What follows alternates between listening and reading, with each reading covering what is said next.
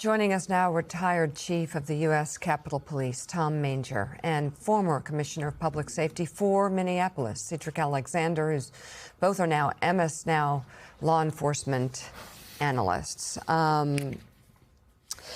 I'd like to start with Cedric Alexander about the culture of confrontation that these ICE agents are bringing to American cities. They're not in sync with local law enforcement, but even more in this specific case, we're all talking about the actual shooting and where the car was going and the point-blank range and the nature of it, of course.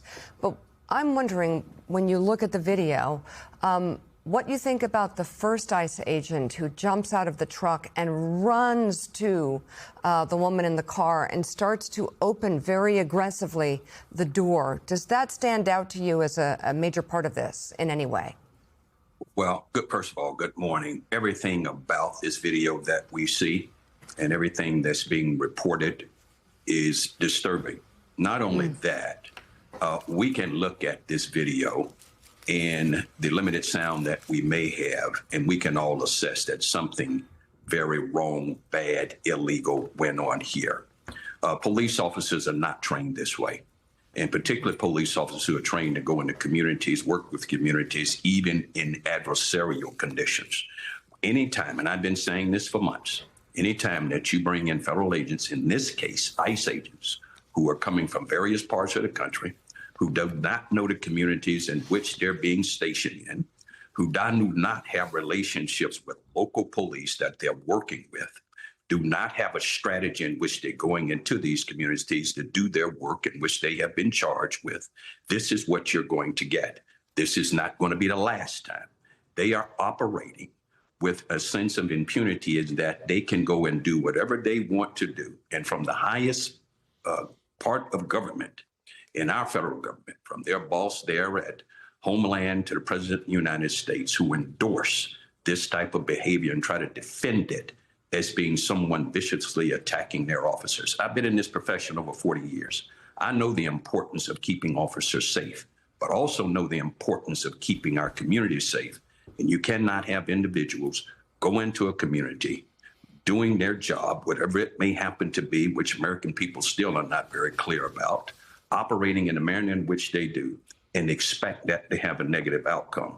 This is shameful to law enforcement. And Rivernow, you know as well as I do, over the years, we have worked so hard to build these relationships in communities all across this country.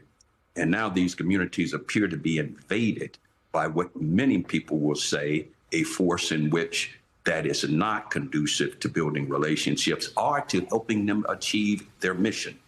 And as someone said earlier, had this been local police, based on the video that we're seeing right now, they would already be in jail this morning. And it's just shameful what is going on in America. And I say that as a 40-year veteran in this profession and still work in this profession, leading men and women today here in Metro Atlanta. But this is not going to be able to work in this country. And I think the fallout from this is going to be something that we wish for could not ever happen. But the community is not going to accept this across America. This is blatant, and it is horrible in terms of what we've just witnessed. I think you said it very well, and I think that is why we must all, as across this country, salute the person that videotaped this, so that we do see what we saw. Again, I went back to the Rodney King situation in '91, where it was an innocent guy just videotaping that. Whoever taped this cleared a lot of this up. But at the same time, I think you would join me in saying we should not, in the community or outsiders, come in and in any way become the rioters that they fantasized and fabricated yesterday. No outside agitators. You don't want outside agitators. Outside or inside, because they then turn the story to them rather than what happened to this woman that appears to be certainly a victim. Willie? So, Chief Manger, you not only ran the Capitol Police, but also departments in Virginia and Maryland. You understand well guidelines, protocol. Just based on your vast experience, what you saw yesterday in that video, and again, we'll say again, we haven't seen exactly with our own eyes, so we've heard eyewitness accounts what happened in the moments before that video that we've all now watched many, many times and the public has seen. What do you see in that video? You know, I've overseen dozens of officer-involved shooting investigations during my career, and we've had in a number of them we've had video, whether it was body-worn camera video or video from someone who was watching the events unfold. And what's interesting is that you can have 10 people see the same video and have come to 10 different conclusions about what they saw. With the experience that I've had, this raises a lot of questions, and the first one has been talked about: why did this officer stand in front of that car? Secondly, why did the officer who approached the car not say, "Ma'am, you got to move your car," and give her the opportunity to either back up or go forward? It appears to a lot of people, including myself, that she was trying to get out of there. But we don't know why she stopped where perpendicular in the road. Was she trying to get around another vehicle? Was she trying to leave? Was she trying to block ice? We don't know that. But no matter what the reason was, she did not deserve to have to give her life because she was sitting in a vehicle blocking a roadway.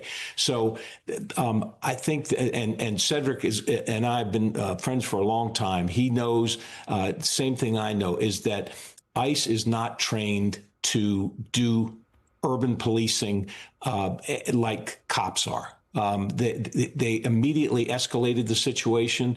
They didn't have to. They used bad tactics. The shooter used bad tactics. And then even after the shooting, you didn't see one supervisor approach the shooter, which should have been done instantly. You didn't see anybody render first aid to the woman who was shot, which again, I've had cops that have been involved in these shootings, and then the next second they're rendering first aid to the individual who's been shot. This is what cops in local police departments are trained to do. You didn't see any of that yesterday. And you talked about how the law enforcement officer, the shooter standing in front of the car, handled that wrong. I'm curious your thoughts. Is there any ambiguity about whether or not he should have fired from point blank range from the side of the car when he was on the side of the car and in no danger? I don't think so. And again, what I see in the video, that vehicle never got within 2 or 3 feet of that officer. The officer who went up to the vehicle and was holding on to the door was jostled around a little bit more than anybody. But again, was his life in danger? That's the law says that you only can use deadly force if your life or the life of someone else is in danger or of death or serious bodily injury. And I don't think that was demonstrated anywhere during that incident yesterday. Retired U.S. Capitol Police Chief Tom Manger and former Commissioner of Public Safety for Minneapolis, Cedric Alexander, thank you both very much for being on this morning. And there's an angle of video that does show he was brushed by the car as the car was going by, but certainly brushed just very briefly on the side, and he started firing shots and was in he was in good shape, and the suggestion that he might need to go to the hospital when we have video of him walking up and down the street yesterday, absolutely preposterous. More false information from the DHS.